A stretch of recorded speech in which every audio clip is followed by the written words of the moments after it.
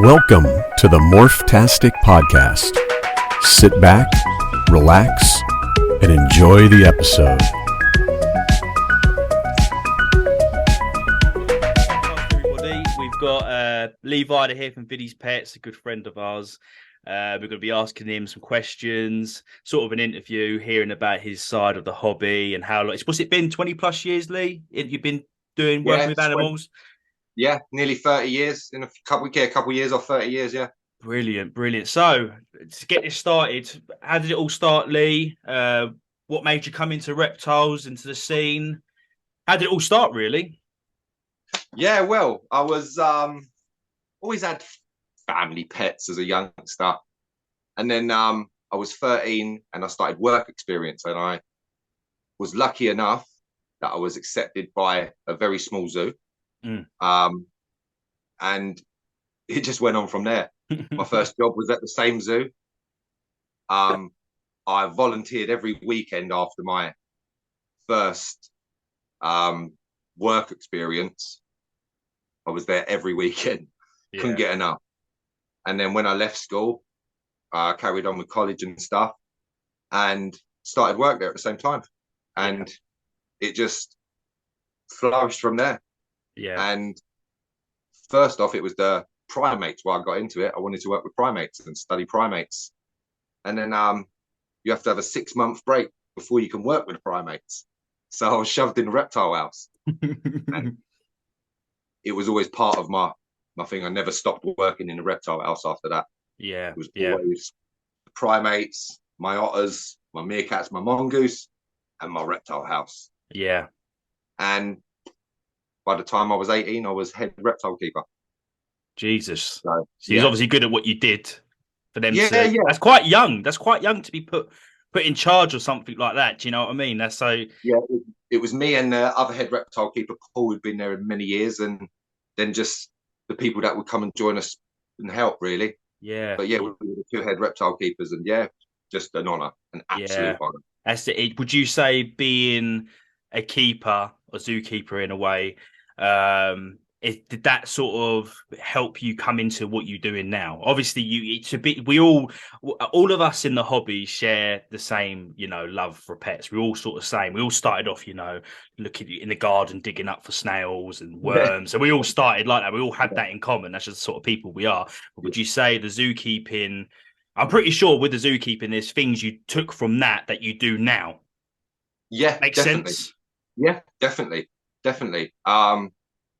Even down to how, like you say, how I keep my animals. It's some of the things rub off, like 99% of my geckos are all in viv. Just how I've always done it. Back then, if it weren't on display, all our backstage stuff was all in vivariums. Gotcha. So and the stuff just rubs off, and I never, as you know, we spoke about it many times, I never kicked off. I never quite took off with the rack system with my geckos. As soon as I put them back in the vivariums, it was just what I'm used to. Yeah. It rubs off very much. Yeah. Well, what I've noticed with it's probably something, this will probably be, people listen to this would be like, oh, is that right? But for example, if I go to like London Zoo, and if I go and look at the, I love London Zoo. I think what they do is amazing. I know a lot of zoos get, bad, feedback and stuff. Are you keeping that? But without zoos, a lot of endangered stuff would be endangered. Do you know what I mean? Like, zoos do bring a lot back, and especially London Zoo, I know they bring a lot of animals in, get them up to help, and introduce them back into the wild and stuff. And I love that sort of stuff. But without zoos, there wouldn't be us. It's pretty simple. We wouldn't have a base to have started importing animals back in the 30s, 40s, 50s. The conservation side of things, we would never. You can complain, but with what's going on in the world, without these zoos in the future, we're going to need them. 100%. Everyone's going to need them. They're like sanctuaries. And projects. Yeah. We're going to need them. 100%. And it's been a long time coming, and let me tell you, still from people I talk to, zoos are very much open to the idea of this as well. They love conservation work and reintroducing stuff. They love it. Yeah. It's been happening in Borneo for years now. Yeah. So built this sanctuary in Borneo. You know, it's a lot of work that goes in that we don't see. It's like a lot of people don't know that London Zoo actually opened because of back in so many years ago, the medieval time, when the king used to, they used to gifts, like the King of India might come to the UK and go, "We bought you a giraffe," and the king had so many animals that they thought, "Well, we're gonna have to make a zoo here, something to keep them all in." Yeah. But what the zookeeping stuff, this was a big thing I wanted to ask because of a lot of it. Like I say, people, I've gone to the zoo and I'm not too happy of how they've been kept. But what I wanted to ask you, and this is something you could probably explain to us, like if I go to a zoo and I see the reptile section in London Zoo is amazing, phenomenal. Yeah. If I go over to the leopard geckos, and this is something that is screamed about in the hobby, if I go over to the leopard geckos, you'll see about 5-6 of them together. Yeah. And they all look fine. I understand that they're in a big vib and stuff like that. I wanted to know what your input in that is. I mean, I wouldn't put 3 leopard geckos in a 32-litre tub like we do, not how the tubs we keep. But when you got a big setup with rocks, you're talking 100 like caves. There's a burrowing system underground. You know, you've got multiple bowls and food sources, and you know, you've got water fountains for their drinking. This is why they are doing well. So I wanted to ask what your opinion is. The key. On that. That's the key.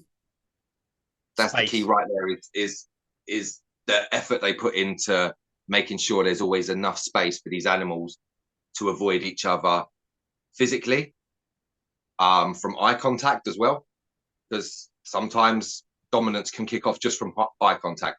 And you know, there's probably only one male in there, but it's all multiple females, and it'll be between the females that the hierarchy will be going on. Yeah, they'll fight for each other over caves and stuff, but you know, they can get away from each other.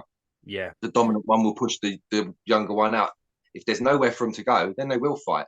Yeah, I split all my geckos up. Unless it's breeding season, they won't see each other. Yeah, but it's the perfect setup for a zoo. It really is. It stimulates the wild to the best of its ability without there, also on the other side of it, without there never being anything to see in there.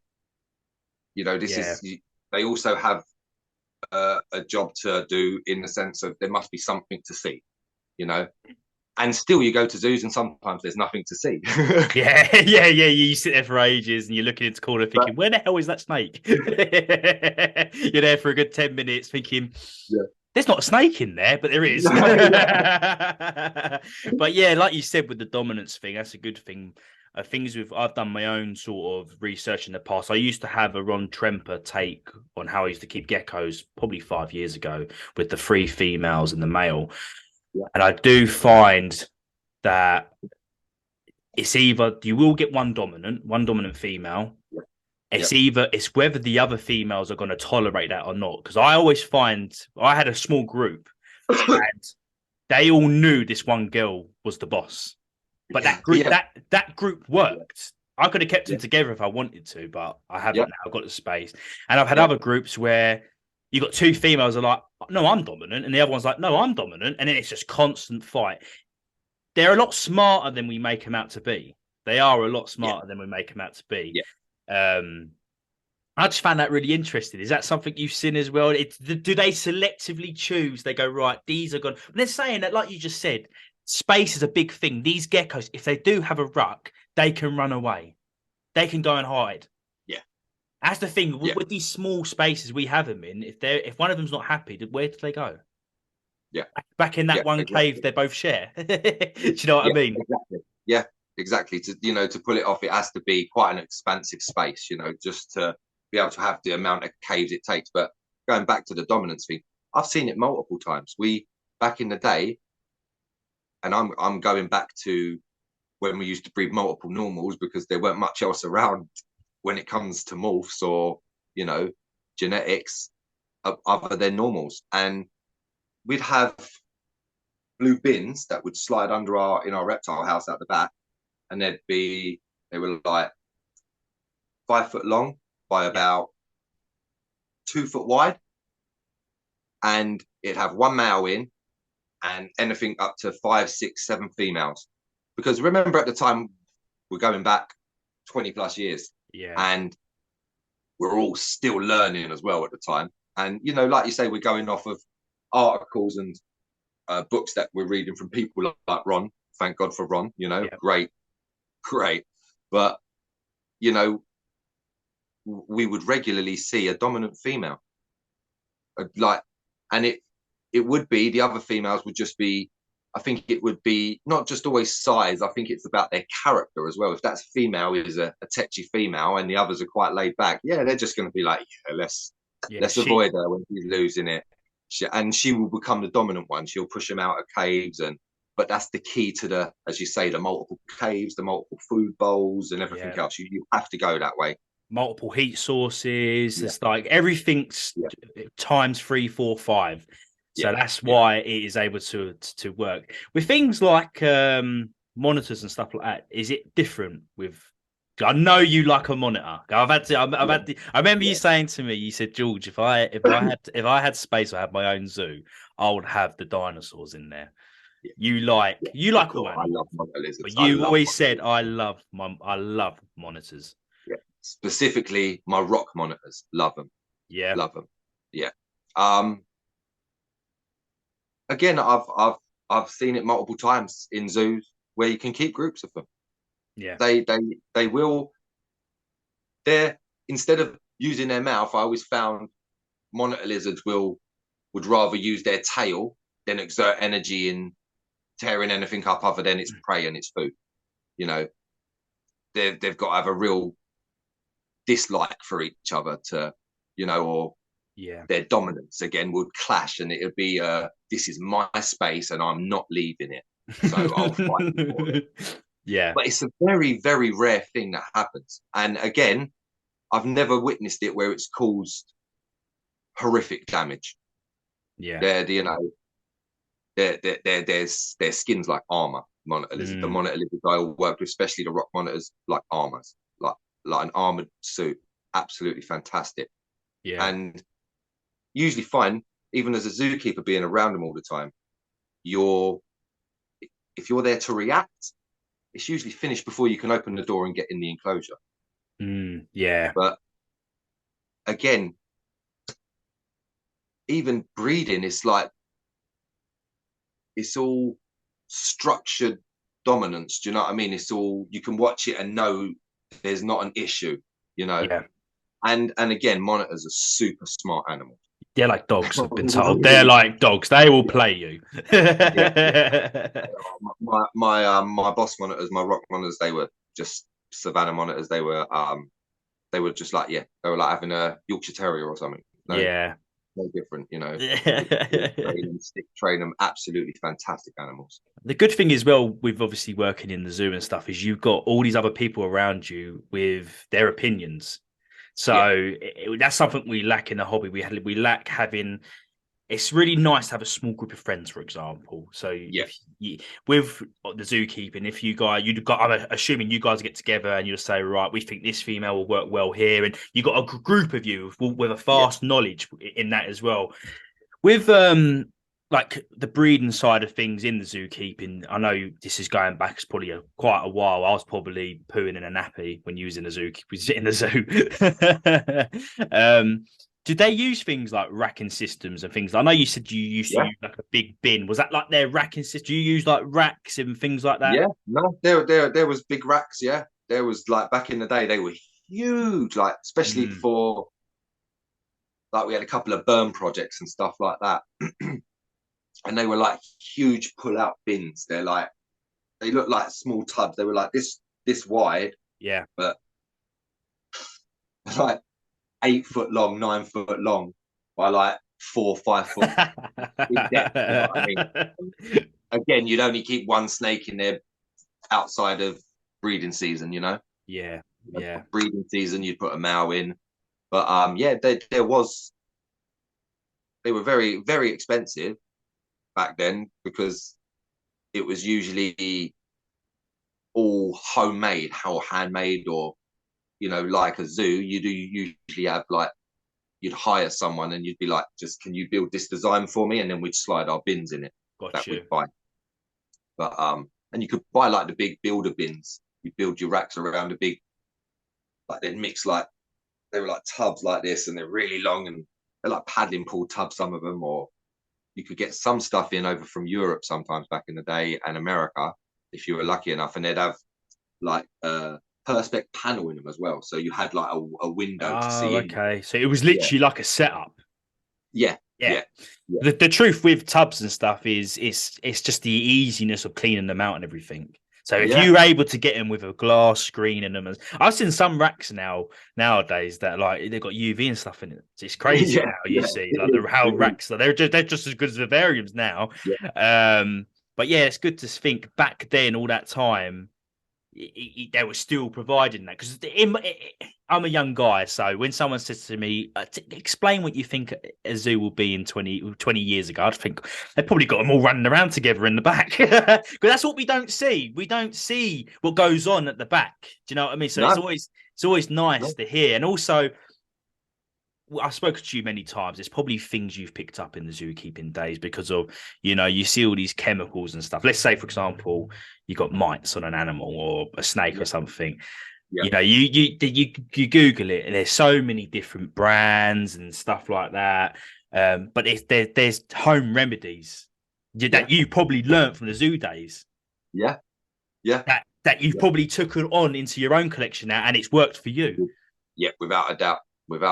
I have, and they've consistently worked for me over the years.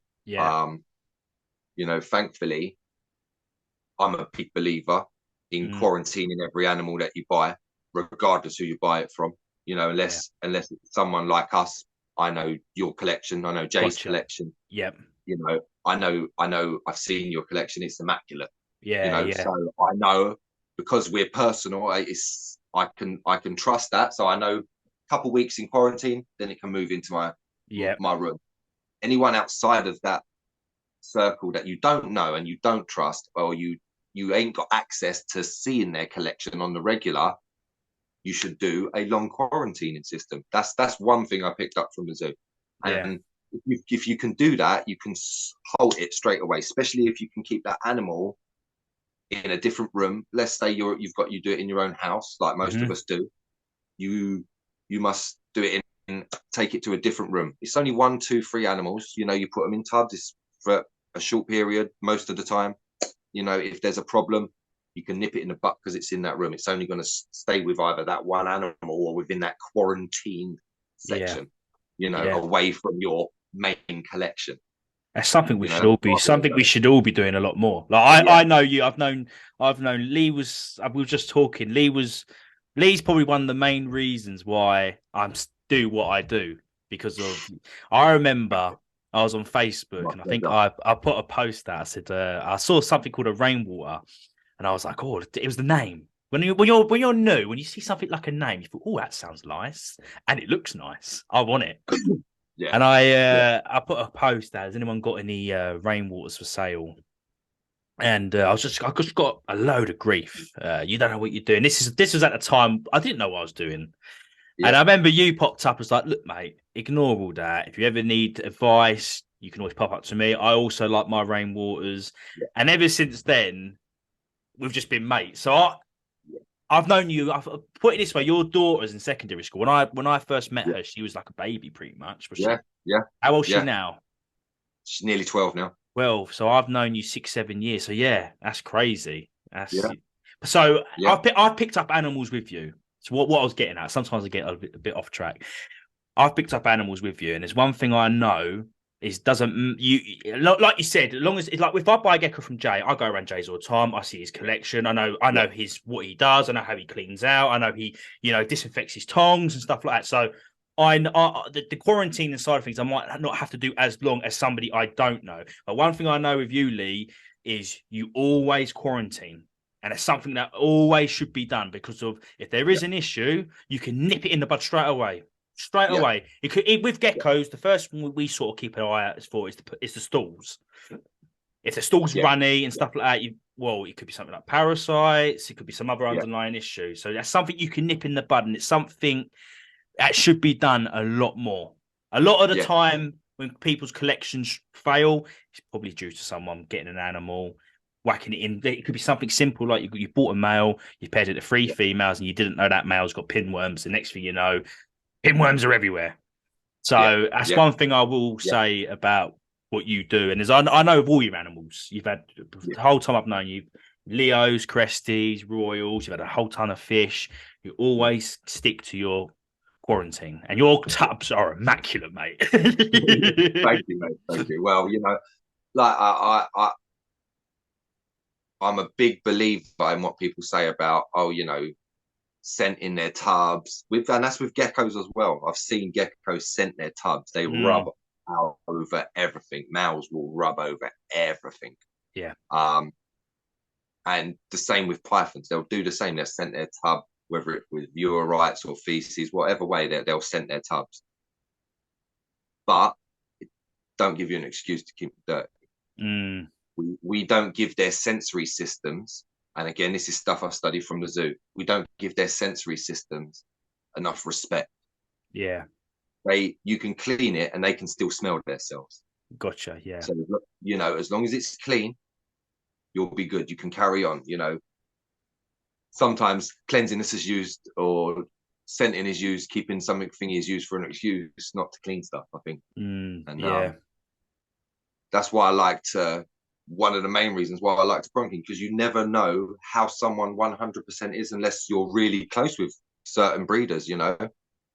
And as I would say, you know, always be open, and then that way, even if you are selling something someone knows, oh yeah, all right, I will stick that in quarantine, because you know that's not my way, but I'll stick it in quarantine, you know. And then there's never none of them wretched surprises, especially with the new people that come into the hobby that get so excited they don't quarantine, and as you say, something just grabs hold of their collection and flies through. You know, I've seen it with everything, like you say, from fish to insects to geckos to, I've seen snake collections go down. You know, I'll tell you something crazy, mate. Is my dad has a 700-liter saltwater marine tank. The guy has spent thousands upon thousands upon thousands. It's built in the it's built in the wall. It's beautiful.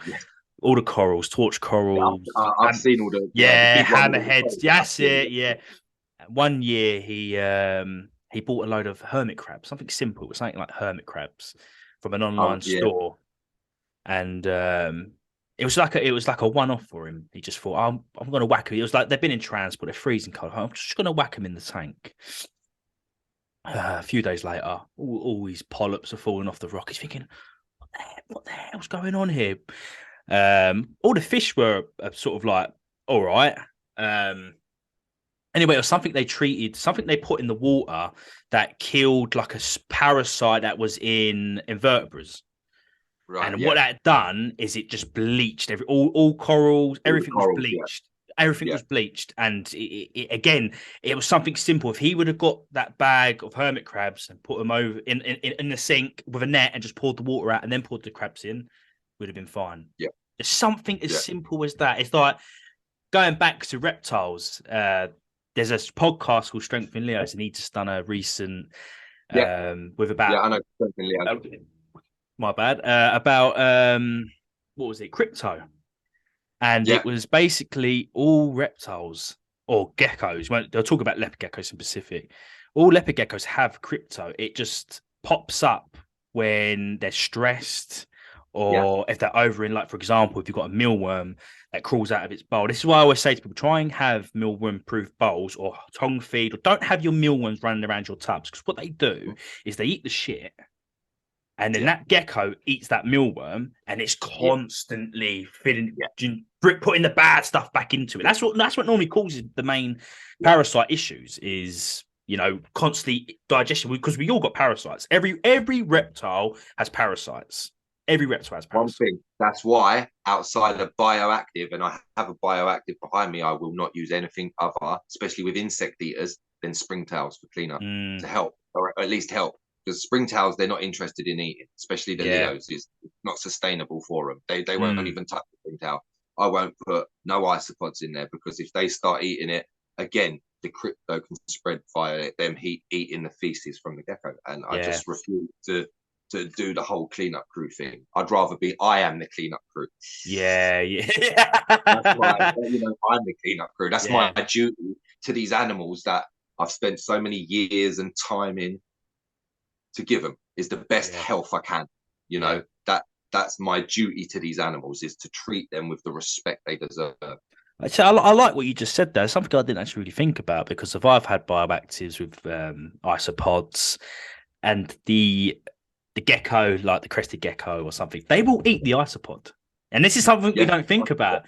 And it's like, and you also had that side with the bioactive that if a gecko goes to the toilet in a bioactive in the soil, even if you spot clean it, all that stuff will go into the soil and stuff like that. So I'm not knowledgeable enough in bio. Will the cleanup crew, let's say a crested gecko is full of worms and it goes to the toilet, you spot clean it and all the juices go into the soil, will the cleanup crew get rid of that? Or would that... In my opinion, no, not every single bit. Yeah. No, not every single bit. It's impossible. Possible, yeah. It will biodegrade over a time. Yeah. But before it biodegrades, how do we know it's not getting back into our animal system somehow? Yeah. That's my question on it. That's all. Some stuff they don't catch, the cleanup crews, is sitting around, and like I say, even if another insect walks through it and it eats that insect, it's still going back into our animal's gut before it degrades into the soil. You know?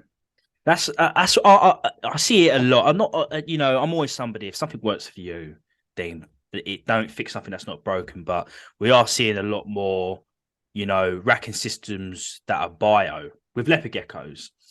Yeah. And me personally, when I see a bio rack, I just think quarantine. Like with my clean my geckos, I take 2 paper towels out, dash them, F10, clean them up, lovely. With a bio, especially with leopard geckos, because leopard geckos are pretty renowned for getting parasites. Out of all the reptiles, leopard gecko, I know snakes tend to get mites, cresties are known for worms, but leopard geckos are the ones that are quite... Because they're insect eaters. That's why. Most insects carry some sort of bacteria, parasite in their gut. It's just whether or not it's a good or a bad parasite that our gecko can or cannot break down. Hence, will it live in its gut or not? Basically, if it lives in its gut, there's the possibility of a later date it will be detrimental to our gecko. Yeah, that's the only thing with the bio. I think they look great. I'm all for people I'm all for people doing things better, people making things naturalistic. I mean, really, we should have all our geckos and vivs and looking naturalistic. But from a as a big breeder scale, anything sort of over 10 plus, breeders, that's just one thing that gets me. I think to myself, do you know what I mean? How do you keep on top of that? That is the one thing for me. Cresties, when I've had cresties and bios, for me, I've never ever had an issue. Maybe because they tend to stay a little bit higher. They're not going around all the... But hey, I'm not knocking anybody, but that's the one thing. That's the one thing I think to myself. But then it goes back down to the zoos. It's natural. This is what they do. So, it's that argument. But yeah, so it's very rare. It's very rare in a zoo that you'll see a cleanup crew running around. Oh, really? That's a surprise. Unless it's something like an amphibian enclosure. You might see the odd cleanup crew in the amphibian enclosure because it's so damp. The biodegrading will speed up quicker. But it's in like leopard gecko enclosures, you won't see cleanup crews in there. Because again, the zookeepers are like myself; they've got it in the head. We're here to clean up. That's what our job is. What we're paid to do. Yeah. And I notice as well when the zookeepers as well as they tend to try and keep things as naturalistic as possible, which is great. It's like even with feeding. I've been in London Zoo and I've watched a guy come around with a bucket of crickets and he's just going, "There's yours," because they want them to hunt. Like I've got some geckos that won't hunt anymore. I know it sounds silly. Like, they won't hunt. I'll get a tong with it on. They go, "Ooh." Yeah. But I throw a cricket in its tub. It's the gecko like looking at the cricket like, "What are you doing in here?" Do you know what I mean? So it's natural behaviour. Natural behaviour. Yeah. Some of them, like you say, they've we don't give them enough credit. Some of them learn. For instance, sorry, 1 second.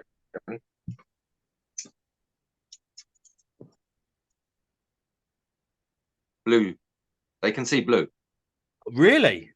Some of my geckos, when they see these tongs, or my red or my black tongs, especially the black tongs, because the black tongs I use with the geckos. So when they see that, they'll know. So it's like the dinner hall bell going. Yeah, that's crazy. Would you say that's the same with your snakes though? Especially when I clip them. Sorry. Would you say your snakes are they the same with that? Because I know it's believed that snakes when they can just see heat in a way. If you had your tongs with geckos, is it the same, or do they go through other things like they probably pick up the sound? Yeah, geckos can hear the sound. Obviously, snakes ain't got the ears. They're all vibrations. Our leopard geckos have got better eyesight than us. Right. That's anyway. Yeah. And I'm sure that's proven as well. I'm sure it's like, I don't know, 100 times better than ours or something like that. It's crazy. It's really, because you've got to think they've got to zone in on an insect from possibly a distance most of the time, and then you'll see some geckos sometimes when they see a locust, for instance, they move different. It's like seeing a big cat in the grass. They'll get down, they'll get low, and they'll move different. Yes. You'll see the geckos, they'll move different. They'll body, they'll twitch, they'll side, they'll zone in on it, and then they start moving. Yeah. Very different to how they normally would. Yeah, how you've explained it with the cat is spot on, because they sort of drop to the floor, don't they? Yeah. Sometimes they'll put the towel. Yeah. I know, yeah. Get the old. Yeah. Saying to the locust, come to me. Yeah. I know exactly what you mean. Anyway, going into your breeding stuff, obviously, I knew you when I first got into this for leopard geckos. So it'd be nice to hear more, like how you got into leopard geckos. Like I know you're a rainwater man. You've always said to me, I love my rainwaters. So it'd be nice to hear more about you, like sort of how you got into geckos. You might have just fell into it like me, and talk more about your sort of your rainwater projects, because of you're full of knowledge, mate. Thank you. I appreciate that, and you know what? I just try to, like yourself, I like to share.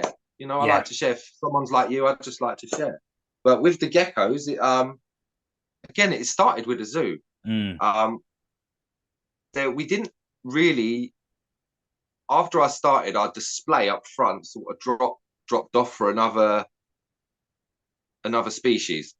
So we moved it into our breeding facilities, and these bins were so big, our females stayed together most of the time, and we would just put the males in and out.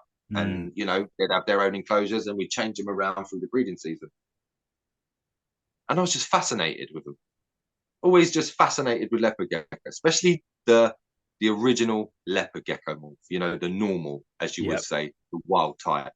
I just love it. I just think it looked beautiful. Their little characteristics, their smiles, especially as a youngster, I just loved it. It was just, and they were so vibrant. If you get that normal, that is just with them saturated yellows under it and the whites, and then the big dark black dots, it's a stunning animal. And as a youngster in my early teens, I had a group into my 20s at my home, that I kept, and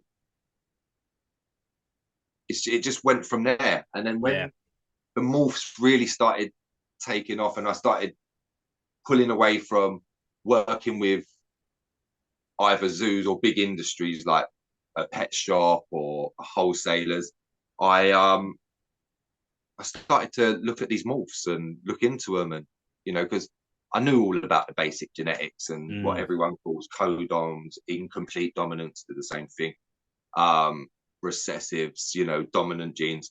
I knew all the basics of it, but as I got into my late teens, 20s, all these morphs were popping up, and in the ball python world as well, and it was like, just outstanding. Yeah.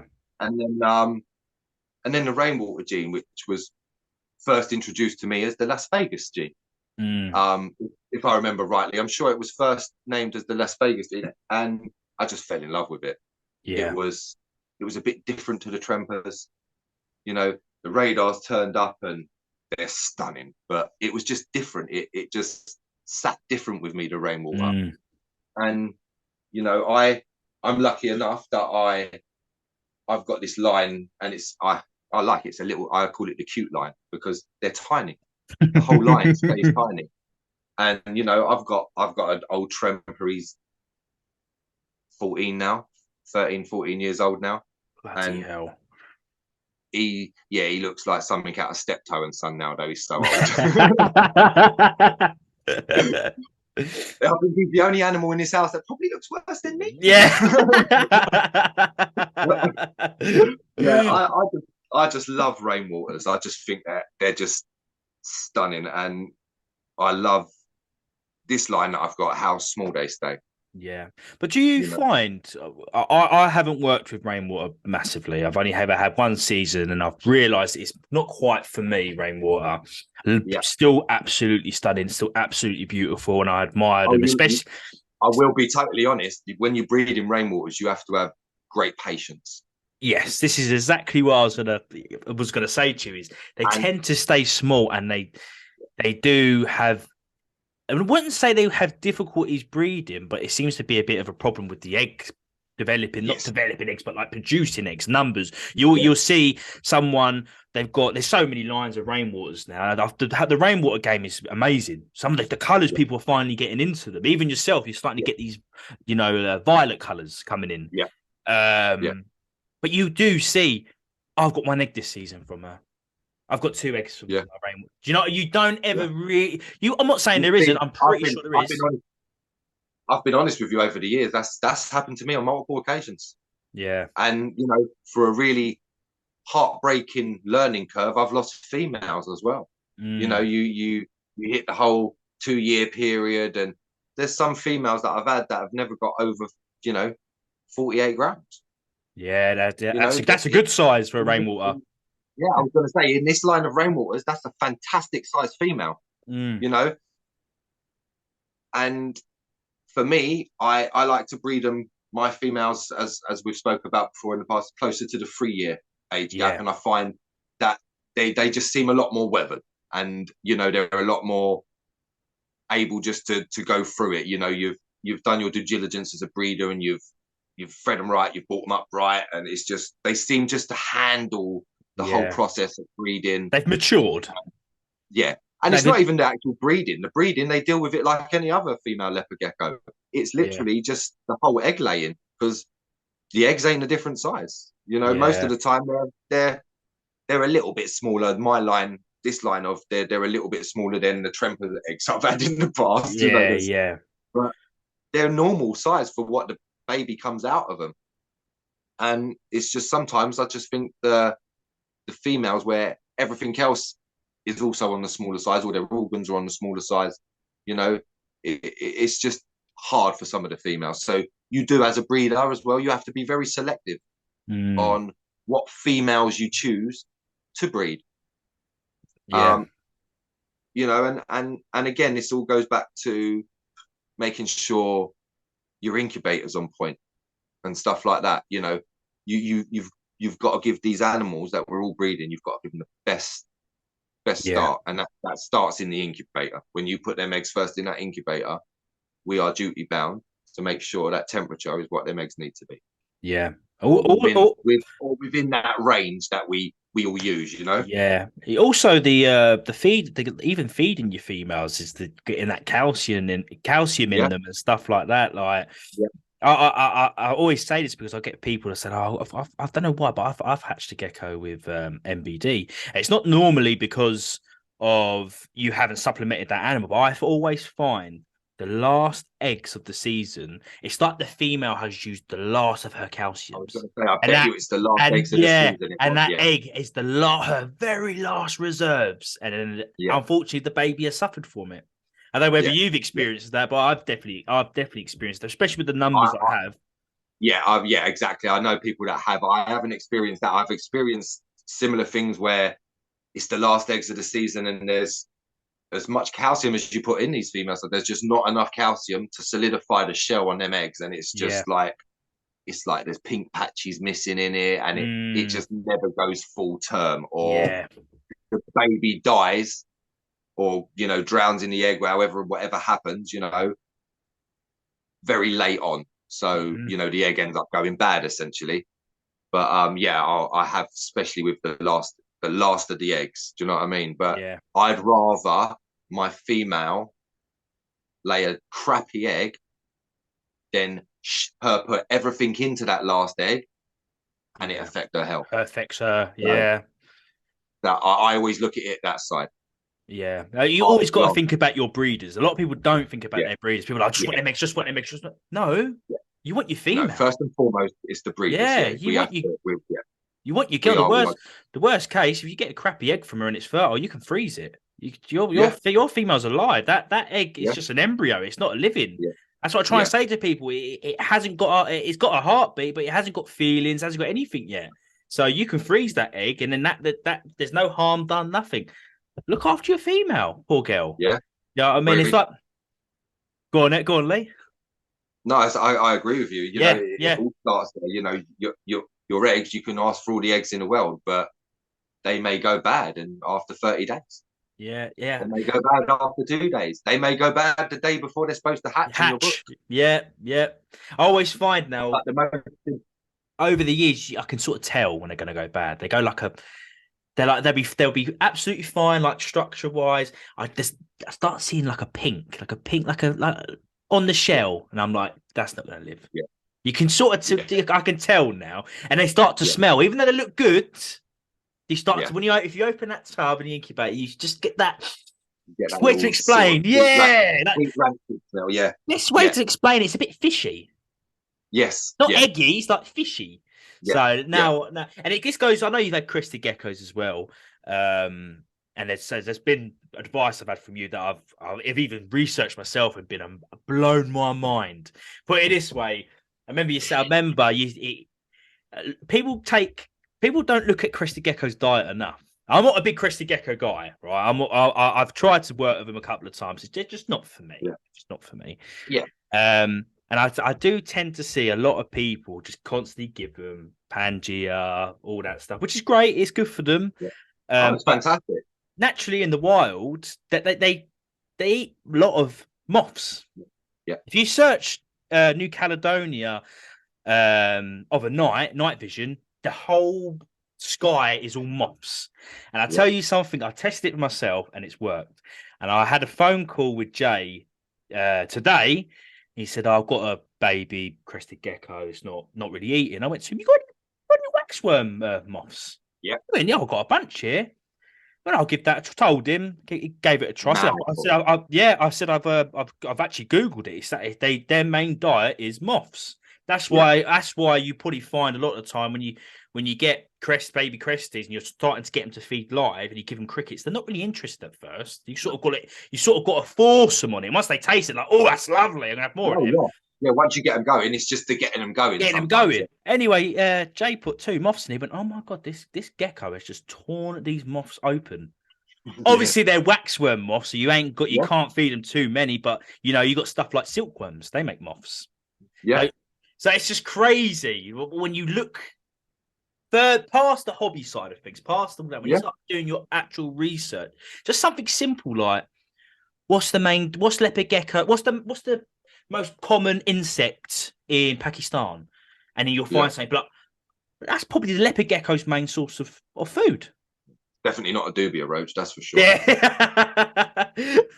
There's been stories with dubia roaches, the big I see people feed the big adults to their geckos. I think to myself, I've seen a dubia roach come out, the big adult come out the other end, and it's not a good sight.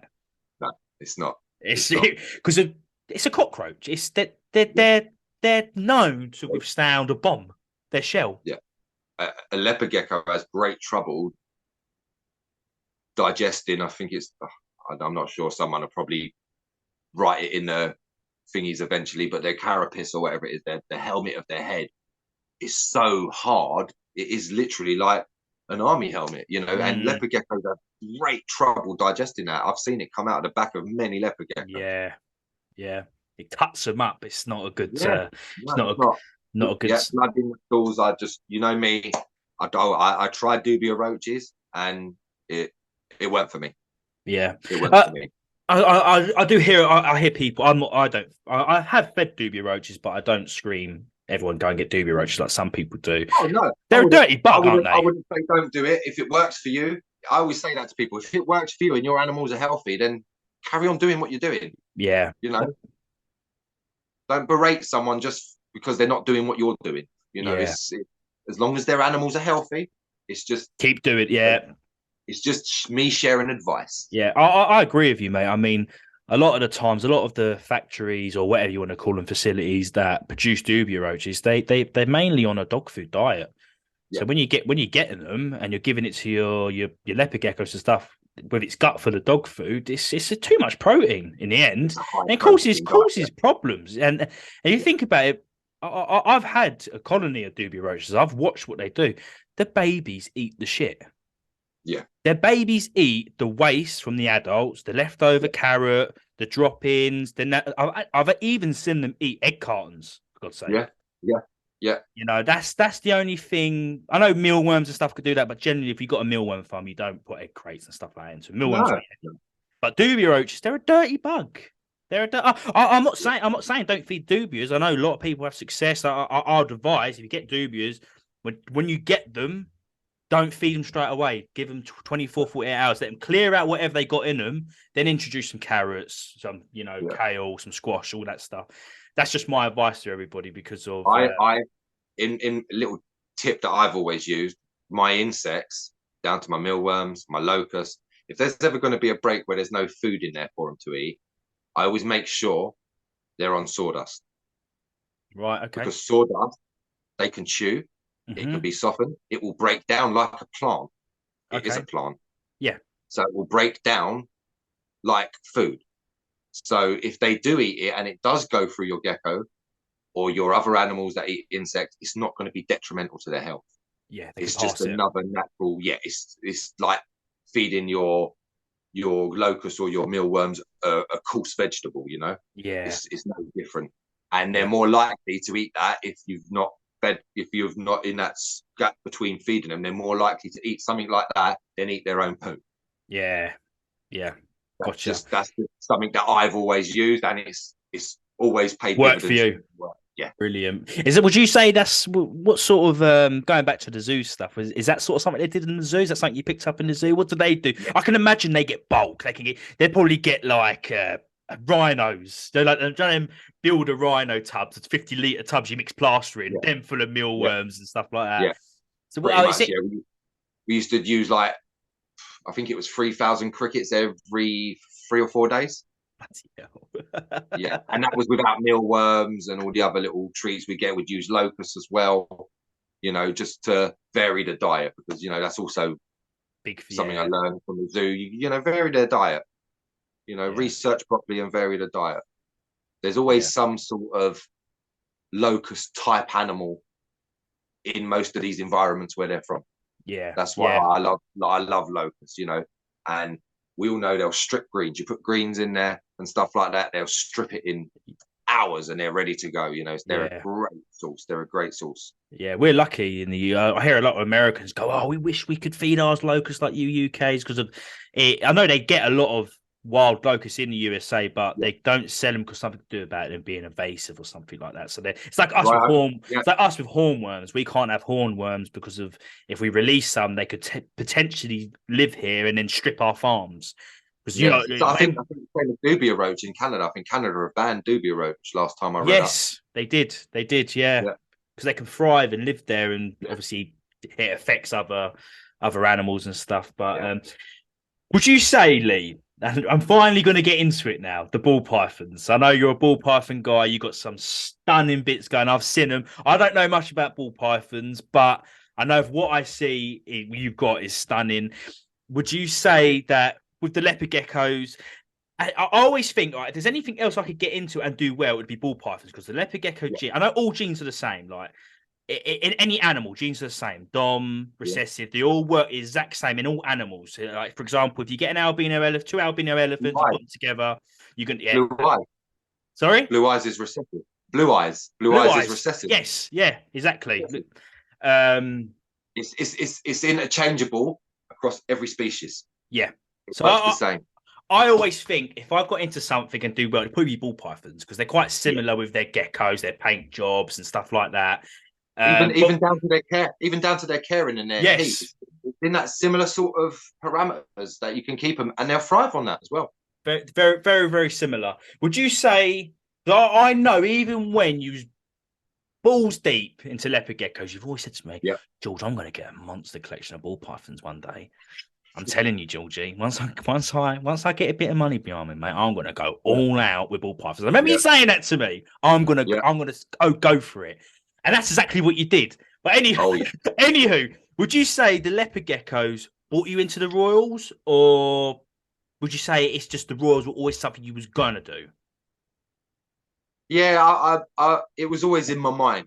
It was always in my mind. And, you know, as much as I love geckos, that's not where my love thrived. It was snakes. It was always snakes. And again, like the monitors, it was the big snakes. Right, the reticulated and Burmese. And my first introduction to morphs, though, was through corn snakes. Oh, okay. And in the zoo, we used to breed hundreds every year.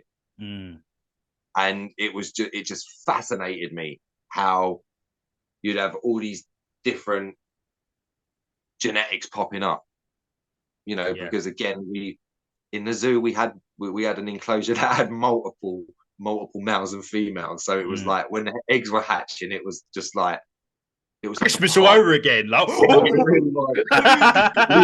like that. Oh God, what's going on? Yeah. And, yeah, that's where it started with me with the genetics. And then I remember seeing it was a pastel, the first pastel. And it had this blushed out head, and then like a year and a half later there was a super pastel that I saw on the market as well, and it was just like, oh my God, these snakes are stunning.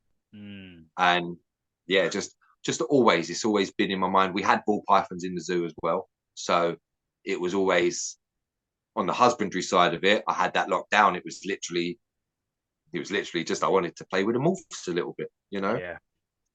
It's no different to Picasso and his paint and his canvas, you know. That's it. What going back to what I said earlier, when you said, I'm gonna get it, Georgie, I'm gonna do the ball pythons, I'm really gonna go for it. What, if you don't mind me asking, without being cheeky, what made you do that leap? Because you did one, you just went and you went in. Because of the stuff you got as well, you didn't just go and buy this. You had an eye for something. Like when I look at your stuff, even though I don't really know ball pythons, I can see what you're trying to do in a way. That makes sense with like your spot lows and stuff like that. It's all clown dominated, like the clown stuff. So what made you do the leap, and are you happy with doing that leap? What made me do the leap is, as you know, I'm disabled now. I'm, you know, I struggle with my health, and I'm not one just to sit there and give up. So I couldn't work anymore and stuff like that. So I knew I had to do something, and I was in a bit of a rut. If I'm honest with you, I was in a bit of a rut with the geckos, and I was just breeding the same old thing. And you know, I only had my line of rainwaters. You know, the rest of my geckos, they're all pets from back in the day. Yeah. they're all pets from back in the day that I refuse to sell on or get rid of because that's just how I am. And all I had was the line of rainwaters, and I just had that Royal Pythons ringing in my head the whole time. And when I stopped work, when I was forced to stop work, it was the perfect opportunity for me to go, right, this crap or bust, really. So I decided to go. And I love it. Yeah, you really went for it. But so sort of talk us a little bit about your projects. Obviously, you would have to do more of the explaining because of like I said to you the other day, the only thing Raw Python I look at and go, I like that is clown. Yeah. So it'd be nice to hear more about your projects, what you are going to achieve, and maybe share some stuff. Show us, let us know what you got available, because I know people that tuning in. I know recently a lot of gecko people are getting into royals. So I know a lot of people that will be listening into this will be interested to hear. I think what you got going on. As you pointed out earlier, it was so translatable from geckos to royals. I think it's like for some people, it's like a natural progression. Like for some leopard gecko keepers, it was a natural progression to go on to crested geckos. You know, it's it's a similar thing. But where to start? What do you want to see first? Do you want to see some adults that led to the babies? We'll start off with the adults. Okay, because I've got the drawers right in front of me. Yeah, so we'll start off with the adults. And because of even with the babies you showed me, like when I came up just before Christmas, they got like these purples, like yellows in them. They're just they're gorgeous, mate. And I know we spoke. I think it was yesterday. I went, Lee, are you gonna are you selling snakes? You went, oh mate, I need to start selling them because of Louise is gonna kick me out soon. But I'm getting way too attached to them. Me and Lou always are joking each other about it. But I do get attached to the animals, you know. But you know, everything, you know, not everything, but you know, a lot of stuff is for sale. I just haven't put it up yet. I'm another sucker as well. I like to slow grow stuff. There's someone actually, friend of mine on Instagram, Scouse Snake Mum, she put a fantastic post up the other day about how after a ball python is fed and is eaten, all their organs, their heart especially, will swell up. Wow. And it will stay that period for a multiple amount of days.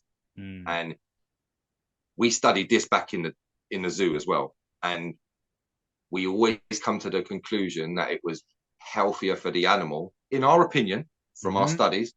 Not saying anyone should do anything. Your animals are healthy. Fantastic. But we took the decision to let our animals' organs start to come back down before we introduced another meal into their system. Gotcha. So it gives their organs time to relax again and be normal. You know, because if they're always swollen, in our theory, we always thought there could potentially be a problem. So to avoid that potential problem, we just decided to give them a bit of a longer break before each meal. I mean, feeding your snake once a week, is that a bit of an overkill? It is, isn't it? If you think in the wild, they would go 6 months. They could be sitting in a hole for 6 months, especially a ball python. I can imagine them sitting in a termite mound, watching the hole until something runs past. I've had a snake in my zoo days. I've had a snake go off for 18 months. Jesus. Not eat. And it was fine. Hardly lose a gram of weight. Maybe a full adult female maybe lost a few hundred grams of weight over 18 months. Yeah. And you're talking, you know, a nearly 3,000 gram snake. Jesus. You know, over 18 months, it's nothing. Yeah. They're a master of it, aren't they? They're a master of that. Switch will go. You'll introduce it one time and then a switch will go. And they'll just be back on food. Yeah. You know, and it's not as if it wasn't there. The food, especially in the zoo, the food is always there. It's always presented to them. And sometimes they just don't need it. Yeah.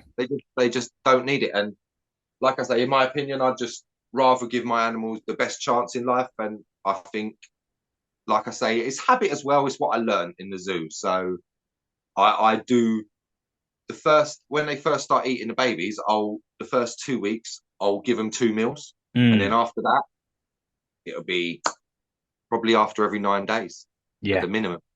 Yeah, because I really like that break before, so their organs start to. That goes with what we were saying with the swelling. It gives them time to, yeah. You think about it, they're all swollen, all their organs are swollen, and they've just got the food past them, and then you offer them another one, so they're constantly swelling. Well, remember, it takes these reptiles a long time to digest these meals as well. Yeah, they're not like us who can go to the toilet 3 hours after eating a meal. Yeah. It's not feasible. If they go 3 hours after eating a meal, it's because it's still from their last meal. Gotcha. It's done. With the ball pythons, they're masters at retaining only what they need. Same as the geckos when we were talking about the dubia roach, where the reason they're getting rid of all the wings and the shells because they only need the stuff that's good, the meat in the middle. Yeah. That's what their body needed at that time. It didn't need to digest all that keratin and all that stuff from the shell. It didn't need that, so it just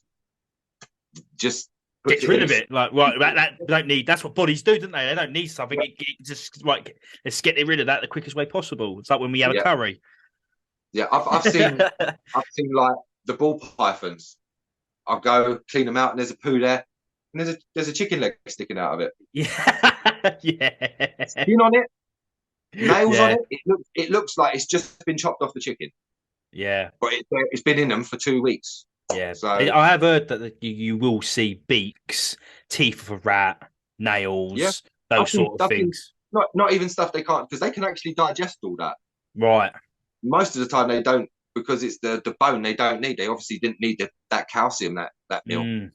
I've seen tails come out from rats. I've seen all sorts come out. I've seen whole heads come out from rats. Ain't that crazy that your body, the body of a snake, will get rid of something when it doesn't need it, and then and then there'll be another feed. It'll be like, I need calcium. I'm going to eat the bones on this. I'm going to digest them. Ain't that mad?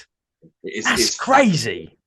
Absolutely fascinating. I find it absolutely fascinating. And like I say, I'm lucky enough that I'm around these animals all the time.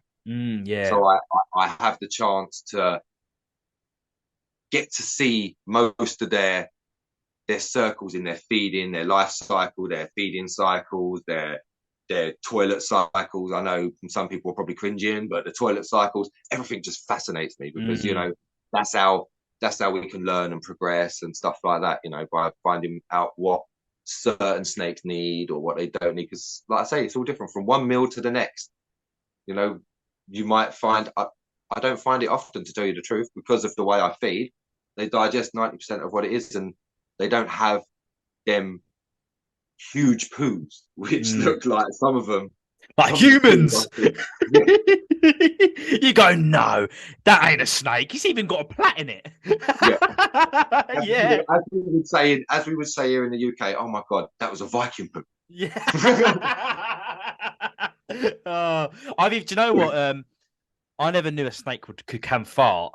And it was Angela from McBalls. She put a post on TikTok, and it was like a snake farting. I think she was in bed or something. Yeah. Like a snake farting or something. And she put it on TikTok, and I messaged her and went, "That wasn't a snake. That was you, surely." She went, "No, it was the snake, mate." And it was proper. It was like I had a at the end. I was like, "No." It sounds just like a human releasing its gas. Yeah. Like I say, I sleep in a room with these snakes. I study them wholeheartedly, and there's been situations where you were laying there at night and you're on your phone looking through Instagram and it's dead silent. It's 2 o'clock in the morning. And then one of these guys just absolutely rips one. Oh my, and it's like something from a comical movie, It's that perfect fart that's really loud. And, oh, so funny, mate. That's the bit we like. I know it sounds really strange to say. This is why all us reptile people are the same. But little things like that just make the hobby even funny. Do you know what I mean? Just like little things like that. I know it sounds really, probably really dry and really childish. But even like when I go into my gecko room and you walk in and the geckos there, they look at you and they smile. I like that.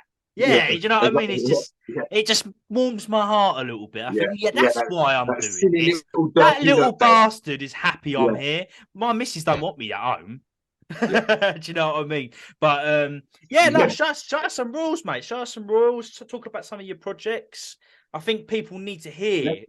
That's one thing with you, Lee, is you deserve to be out there more. Oh, thank you. That's what I think. I think you need to be seen more.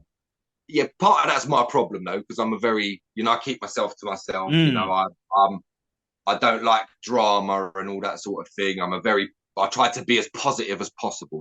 I'm a big believer in, it's good for your well-being, in it, to be as positive as you possibly can. Yeah. And that's just me in a nutshell. I like to be positive. Yeah, I don't think I've ever. I keep a lot of myself to myself. I like to stay in my lane, as I'd like to say. Yeah, and sometimes it can be detrimental to me because I can be quite reserved and not say too much. But I'm out there. Like I say, I'm trying to do more on Instagram, and I'm reaching out to people. I comment on people's things a lot more. There's two sides to it, though. It's like if you get too involved in the hobby, then you do naturally get that bitchy side that comes with it. Like you will naturally. What we do is you get some people that do take it very like a competition. Yeah, it's not a competition. When I bought my first visual clown, I had someone message me and said, "You've just started this. You should have bought just Hex." What's he got? It's just. I didn't even answer back. You know what I mean? But yeah, mate, I was just like, oh, please, come on, really? Yeah. We're all in this together. That's how we get through this. That's how we get through everything. It's like Jay when he got his Black Knights. He was a 18-year-old who, let's say, he threw $4,000 at it for some Black Knights. Yeah. But like, isn't that the right way to do things? He had a vision. He wanted to get them, and he went and got the best he could get. He got passionate about something after he'd profusely researched it. Mind you, Jay done a lot of researching as well. He didn't just, it was that first attraction through what they looked like. Yeah. And then Jay took it to another level, and I commend him for that. I really do. He had a plan. Yeah. And he executed it. Yeah, and he has. He's executed it fantastically. He's a perfect example for it, in my opinion. And he's taken that Black Knight project and he's just run with it. And what a fantastic bunch of animals he's got. We can say what a fantastic product he's producing every year. They are fantastic animals. Yeah, it really is. And they stand out. They stand out like you. A Black Knight. We see many jet black Knights, but if someone put a Black Knight next to Jay's, I could say that was Jay's. They're just. Do you know what I mean? They just have that little nick on. Yeah. To me, when me and Jay first started talking and all that, again years ago now, I did say to him, I said, "Got a filter on you." Yeah. He was like, "No, mate, I hate it," because I was close to him by then. I had to ask. I had to say, Jay, because they're so nice. Yeah. Yeah. They're a stunning example of the Black Knight line bred. Yeah, 100%. You know what I mean? There's not many people that there's some guys in Japan, I think, that have got some awesome Black Knights and stuff like that. But yeah, you're right. Jays have just got a certain look. Yeah, a lot of the Black Knights tend to have this dusty look on them. When people take photos of them, it's like white specks. And even the Ferry, the guy that created the line, said to Jay, "How are you getting rid of these specks?" I remember back in the day, I've even messaged Jay and gone, "Look, that person's using your picture, mate, and they didn't tag you in it." Bastards. Oh yeah, that's me. Oh no, well, especially them animals. We deserve the prop that you put into them animals, Yeah, 100%. He got into it at the right time. Look at him now. He's got the biggest gecko account on Instagram, in my opinion, 140,000. So yeah, executed it really well. Yeah, he has, and they are again. They're just stunning animals. They really are. And like you say, He's done everything right. He's hit it right. Instagram, he's just everything. great. Yeah, he's fantastic, and I love Jay. He's a good kid. He's a good guy, really good guy. Yeah, he really is. I've always got time for Jay. If he ever calls or messages me, anytime. But let's start with this guy. This is just the normal pastel. Well, it's not. It's a pastel het clown. So this would be the non-visual version of what I'm going to show you shortly. Lovely. But this is just the one incomplete dominant pastel gene in with a heterozygous version of the clown. Beautiful, mate. So anyone watching this and that is available, guys, as well. That's available. Anyone watching this right now, and Lee's showing some stuff off, obviously on the Spotify and podcast where we upload this, the audio version, you will not see this. So if you want to go over to our YouTube channel, you will be able to see me and Lee showing off some stuff. But this goes down to another question I was going to ask you, Lee. While you got these snakes out, can you see? And I hate hearing and seeing this. People say you can't see a het. I can see het. I can see a het eclipse, like white toes, white feet. Can you see hets in snakes? And I think there's a banding by the bottom for a het clown. Am I wrong? There's like a certain there is with, especially with the pied gene, they seem to throw lots of markers. Again, I'm still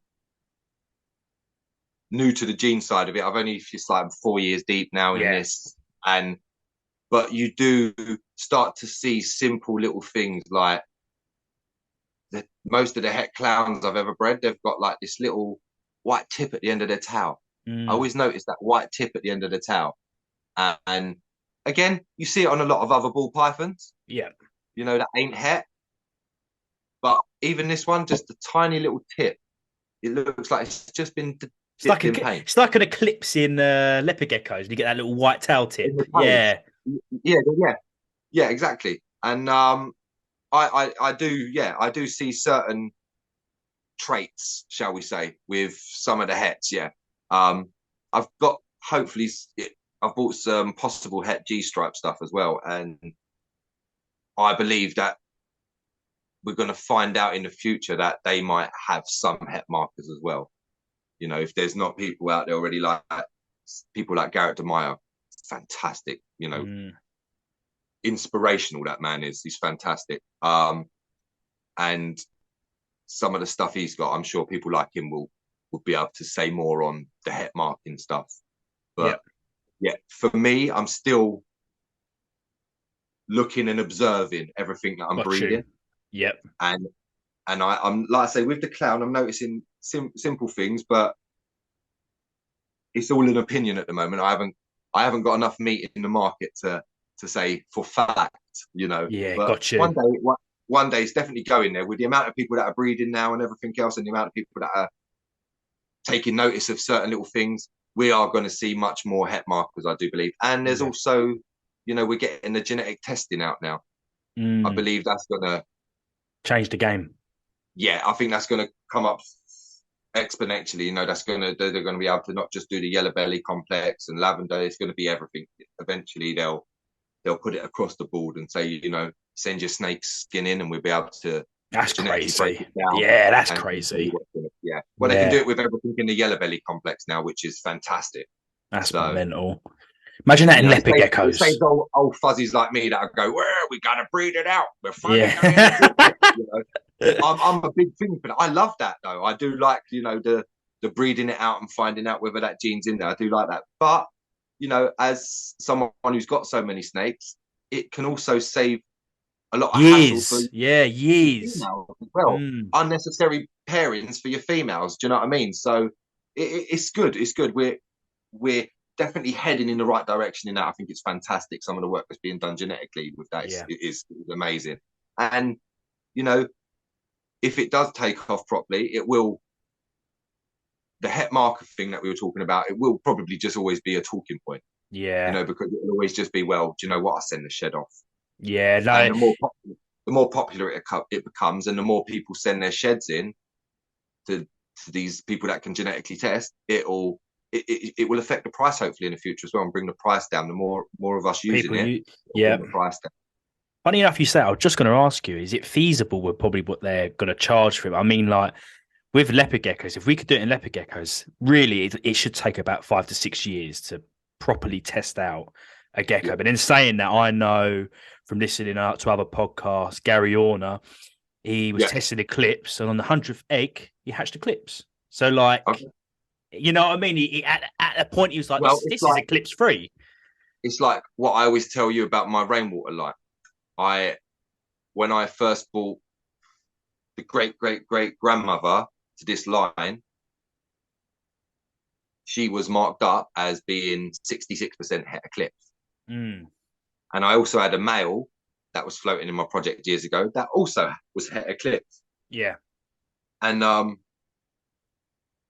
when I do sell them on, if I'm especially to someone who's breeding, I say to them, "Are you thinking of breeding them?" Yeah, I will say to them, "Look, there's a possibility that there could be eclipse passed on. I haven't seen it in my line. I've never seen it pop up in my line, but there's a possibility. Yeah, grandparents that were possible het eclipse, and it's a possibility that it could always be passed on to the children through generations. You know, it's always a possibility that it's been passed on and it pops up. So, you know, like I say, as long as everyone's open and honest with it as well, it's, you know, surprises like that you can work with. Do you know what I mean? It's 100%. It's when it does pop up and no one's told you about it because they didn't do their due diligence in talking to the breeder properly, or, you know. But yeah, I always make sure that I always, you know, try and slip that in when I'm talking to someone, especially if I was like, and if it was you or Jay, I would say, look, there's also a chance, guys, that there could be an eclipse in this. But yeah. What's that you got there, Lee? This is an Enchi, so another incomplete dominant. So this is another one that will produce a super form. And this is also 100% het clown. Everything I have is 100% het clown as well. There is no possible het clown. It is 100% het clown. Gotcha. Yeah, and I love Enchi. Enchi is one of my favorite genes to go into clown, especially when you put it with spot nose. And yeah, it just produces all this barring. It takes away the eyes in the alien head, stuff like that. Yep. And it'll produce just like a barring across the back. Very nice. Yeah, I see that. What it'll do as well is it'll narrow the top head stamp. It sort of triangulates it and brings it in a bit. Gotcha.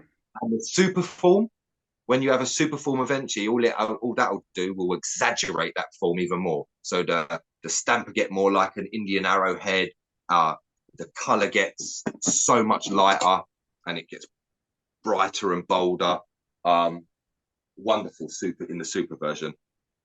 Right, this one I'm going to show is is Enchi a really good gene to have with the clown? Like it just pops together. I think so, in my opinion. Yeah, I do. But you know, I'm also someone who loves pastel, and you know, there's a lot of people that don't feel the same. Everyone has different tastes, don't they? I see people producing it's all different tastes. It's like I say again, it's like someone with their paint palette. They're going to use different colors to the next person, you know. Yeah. And, you know, it is what it is. But so this is a girl, and this is a spot nose 100% het clown as well. Oh, she's nice. Yeah, she's lovely. Nice. And in my spot nose, there seems to be that's why I got my boy. He's got Phoebe's named him Mickey. He's got a head stamp like Mickey Mouse, like a rat head stamp, and he's stunning. And again, this throws up just crazy pattern. But we do also think that there is another gene floating around in my collection as well. But that's with snakes. That's a bonus. Yeah. While we're on this discussion, you know me, me and you just chat for hours and hours and hours. Yeah. Why with leopard geckos and royal with leopard gecko? If I sell someone a gecko and they hatch something they shouldn't have hatched, I am the worst breeder that's ever crossed this world. With snakes, it's oh my god, I've only gone and pulled off an extra gene. I don't know. It's so different how it works. How the snake community looks at genes is just slightly different. Well, yeah, it's slightly different to how some of the people I've interacted in the leopard gecko industry, how they look at genes, like in the ball python world, we'll cross albinos. We will make double het albinos, and they're, you get the candinos, the toffinos, the clown even has it in with cryptic or krypton. I still ain't quite. I haven't got into that side of it yet, but they're all on that same allele. So, but you can breed a double het something, but in the gecko world, it's not really. It's quite frowned upon by a lot of people. It's just different. It's just a lot more open to the experimental palette of people, I suppose, is the best way to explain it. They're just more open to being like, oh, I wonder what that would look like. And there is always someone that I go, well, I'm going to try it. Of course there is. Yeah. Don't get me wrong. There is examples where you'll put two genes together and they'll make a lethal combination. But that happens in humans too. Yeah. It can happen across the board. You don't know until you've done that pairing and found out. But what I always implore people is it happens in humans as well. There's some couples that can't have kids because they're not viable. Genetics together don't work. Yeah, they didn't know what their genetics were and how they were going to react with each other. But genetically, they can't have children or whatever. But it's interesting to find out, because at least then we can then tick stuff off and say this is a no-go. Again, in my opinion, like the lemon frost, it's another one. And I'm one who bought into the Enigma back in the day. Yeah. I was a big lover of that gene. I got my first set of females, and I didn't get no visual males because I understand what sort of gene it is. So, you never want to make a super form of it. And I had one season, I hatched the first 2 eggs, and both babies straight away were showing signs of, syndrome. Some sort of syndrome, neurological syndrome. And any other eggs that season, I just didn't let go term. I just got rid of them there, put them in the freezer, made sure the embryo didn't go nowhere near any sort of term. And I just never bred them again. But we knew there was problems, but I didn't know, because it weren't openly spoke about at the time. I didn't know how severe these problems could be until I hatched these 2 babies. And one was a spinning top, and I've still got her to this day. I've still got her to this day. She has to be tongue fed most of the time, but she's a perfectly fine gecko. She's cool. She just, I put her in the corner away from everyone else. The less stress she has, the less problems she has. And her sister is like the total opposite. Completely fine. So she's fine, but she just has the bit of that star glaze. Yeah. Doesn't spin or nothing. She doesn't twist her head like some of the Enigmas do. And that was it. They were the only 2, and I never sold them. That's my duty, to keep them on now and look after them for the rest of their life and give them the best life they can.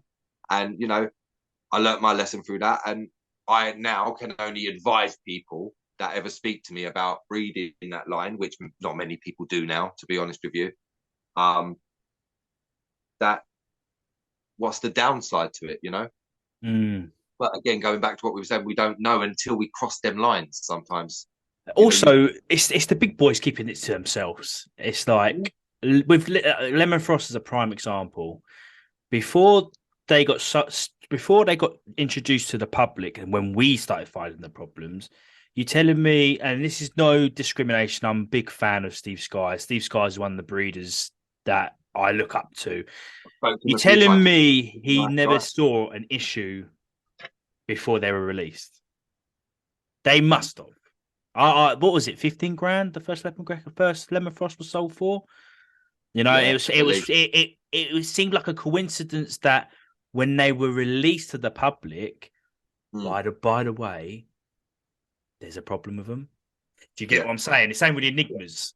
The people that were selling it back then probably knew there was an issue, but it was the littler breeders like yourself that paired them up. Thought, hang on a minute, that weren't told. I wasn't told about this.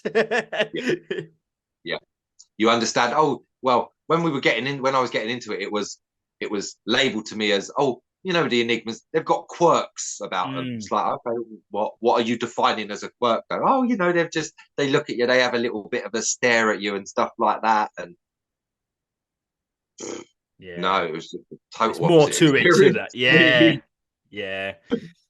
A lot of it's like a spinning top. One come out the egg like a spinning. Top, so stressed. Yeah. And like I say, it's still got her now. She's, you know, she still has moments, but I know how to handle it.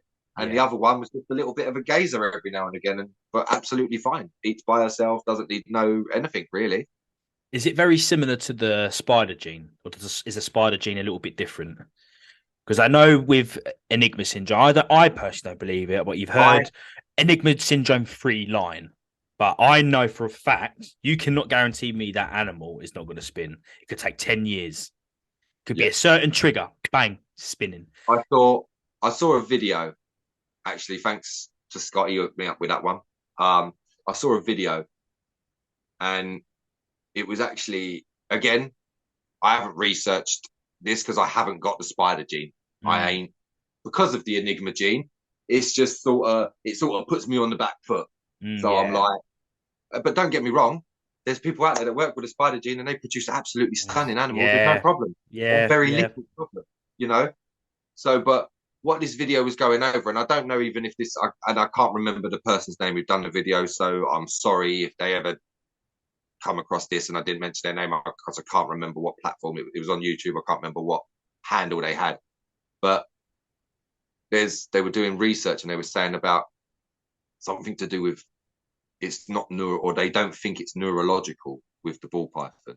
They think it's something to do with the bone inside of the skull. Oh, really? Yeah, which is making certain vibrations or something like that, taking them off track, kind of thing. Yeah, and you know, because they haven't got the conventional ear canal like our lizards have and stuff like that, you know. But yeah, it's interesting to keep an eye on stuff like that in the future. Do you know what I mean? Again, I haven't had a spider, so I haven't experienced it, so I can't really share with the. I can put some skin on the conversation with the Enigma because I've been there and done it. I haven't with spider, so it's literally just it's just an opinion, really. You know, it's just a thought. But it's an interesting take. If it does prove out to be something like a skull problem, that could possibly be bred out. Because what you would do is you would breed them and you would have to X-ray all the babies. This is the great thing about working in a zoo. We had these X-ray machines there, so you'd X-ray the babies and you'd only keep back and breed the ones that had this suspected skull deformity that was smaller than everyone else. And then over generation to generation, you would only breed the smaller ones to make the skull deformity shrink. Line breeding in a sense, yeah. That's what I was about to say, line breeding the skull deformity out. But does that mean it wouldn't pop up in a future animal? We don't know that. It could, if it's a deformity, there's still a chance that it's genetically passed on whether you breed it out or not. So it may be passed on much later down the line to another offspring. So again, no skin in the game. So it's something we would have to keep an eye on as a community to see where they go with it. But it's a fantastic study, you know? Yeah. Absolutely fantastic study. 100%. Like you're probably the same as me. I just find things like interesting. Even if I listen to podcasts a lot, I listen to raw podcasts, you know, things like that I just find interesting. And with breeding side of things, I don't just look at leopard gecko breeding. I look at other, you know, fish and stuff like that. And I do put that into what I do as well. Yeah. Do you know what I mean? So it is absolutely fascinating. Absolutely. I agree. You know, that you can go across everything I've done. There's always been something that pops up that's possibly not genetically viable. You know, it's just part of life. Unfortunately, we all have deformities in us. That's what all these morphs are. They're all some sort of deformity. It's just they just don't affect people how people hear the word deformity. You expect so much more, but we call it a morph and we work with it. It's as long as it's not causing the animal any health problems and stuff like that, then I think as a community we have to act on what we're doing ethically with it. 100%. But again, that's just the zoo side of me talking again. Yeah. You know what I mean? Well, mutations pop up I can go by reptiles, but mutations pop up due to incest. That's what causes all these new morphs and stuff. It's just you for example, I got a leopard gecko here with a blue head, and I line breed it. It's gonna keep popping up because of the incest. But like you just said, reptiles are a master of dealing with it. It's not like if I spoke to a pet person and I said to her, I got stonewash, and this is like 20 years of line breeding over there. My stuff has probably got 20 years worth of line breeding in it. Before my time, obviously, they can't quite understand it. They just think, "Oh, that's disgusting." It's different. It really is different with reptiles. In the wild, they can't walk up to one and go, "Oh, you're my cousin." Sorry, they don't have that. They just the male ovulation. But again, it's modern day society because it used to be done in humans for hundreds of years as well. They used to sleep with their cousins across every society because look at Game of Thrones. Very Game of Thrones, because it was very close-knit community. Yeah. So they fall in love with the people that are around them, and hence why stuff like Blue Eyes and stuff like that it is around nowadays because of that incest. But, it is, especially in humans now, we're like, oh, the cousin. Like you say, back in the day, it would have been like, oh, the cousin. Nice. Yeah. First or second cousins? First or second? Blood or thin blood? That's it. But this is just what we do. I genetics and stuff. I'm still an amateur in genetics. So stuff I read and stuff I see, I'm like, what? It took me a long time to get to know my basic stuff, but I just find it extremely fascinating, especially when you're crossing things. And now we're seeing Tremper albino with melanistic, and it's producing this purple gecko. It's just it's amazing. It is. It really is outstanding. Oh, I've had you now. Sorry, but what they're doing now, it's like there was someone in Germany who was doing the whole dark waters, I think they were calling them, and they looked, the Black Knight version of Grey Waters, and it was just so interesting. So where some people are taking stuff, and like you say, these animals, if you do it right and ethically, are genetically built for it over many, many millennia. They've lived in the wild, and even some of these ball python populations, they're within their zone. They're locked off from, like, the toga ball pythons ain't the same as somewhere like Volta region or something like that. They're not going to get to each other. Yeah. So they're only going to stay within the parameters. There's a Chinese viper that is, and again, never worked with them, but from my studies and all that, it's surrounded by mountains, and it only exists in one region. Yeah. In one, and it's a very small pocket. Manjian viper or something like that, and they're just fascinating. How they can cope with it genetically. It's like the axolotl. They're from one lake in Mexico. Yeah. How mad's that? One lake. That's the only. They're technically endangered in the wild, but because we've been captive breeding them, they're not endangered. There's millions of them. Yeah. But they're from one lake. Yeah, what you just said is a perfect example of how all that ancestral breeding develops all their morphs, because look at all the morphs we've got in in axolotls alone, like the Got albino. pied. You're getting pied now, and yeah, golden ones, yeah. And it is. It's fascinating. But one lake. Oh wow, look at that. Just this should be a normal clown. I do believe, like I say, there's something floating around. Again, we'll find this out. This girl's a holdback anyway. But yeah, just stunning, mate. Typical teardrops from the name the clown. You know, going up the sides. Beautiful, mate. Yeah. This is absolutely a really beautiful. Girl. And she's the one with the smiley. Little things like that just make you want to keep. Do you know? Oh, it's got a smile on it. And you know what? Whenever I have people come over and they see my collection, it's always like a conversational piece as well. Because I'm so proud of this snake and its smiley head. Yeah. And you know, when people hear me talking, I talk about the science side of it and all that, and then I go, "Look at the smiley head." Going deep into genetics. Oh, this one's got a smile pattern on its head. Yeah. But right, let's show you some spot nose clown stuff. Yeah. Let's do this one first. I do like this snake. This is a very, very pretty snake. This was the one I was posting yesterday. Well, this is a pastel, nice pinstripe leopard clown. Beautiful, mate. I don't know what it's. I don't know what it's like there, but it's got like a golden color for me. And it's like I love the ombre from the belly to the top.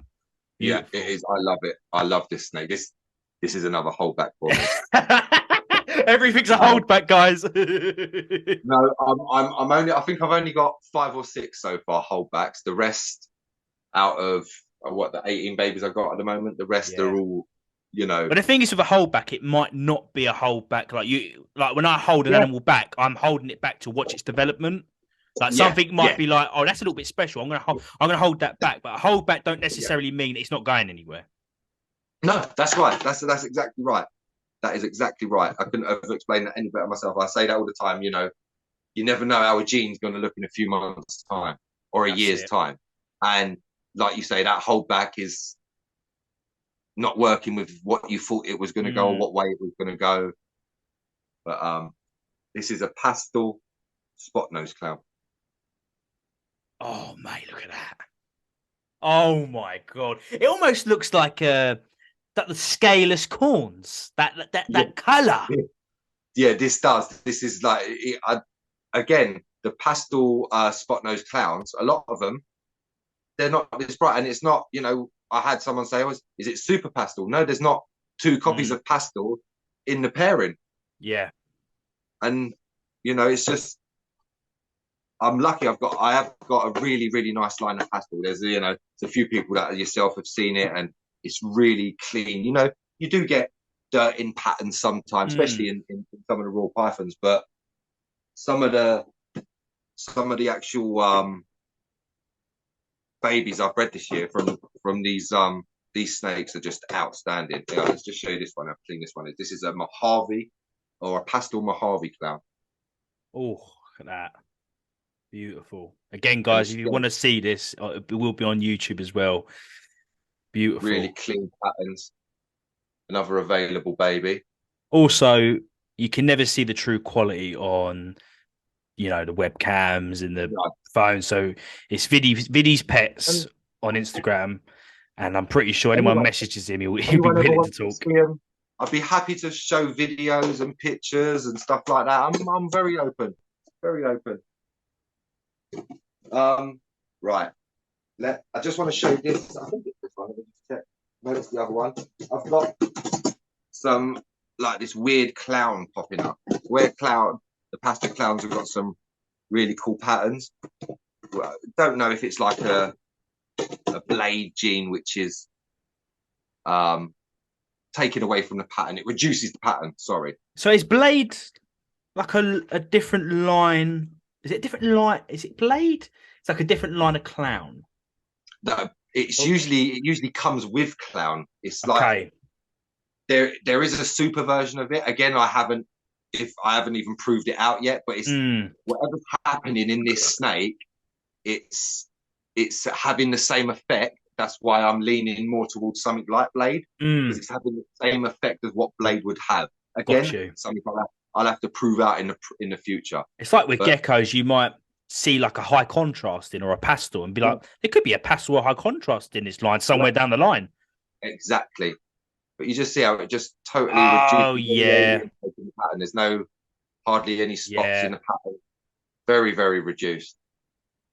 But very nice. Very cool animal. I like that one.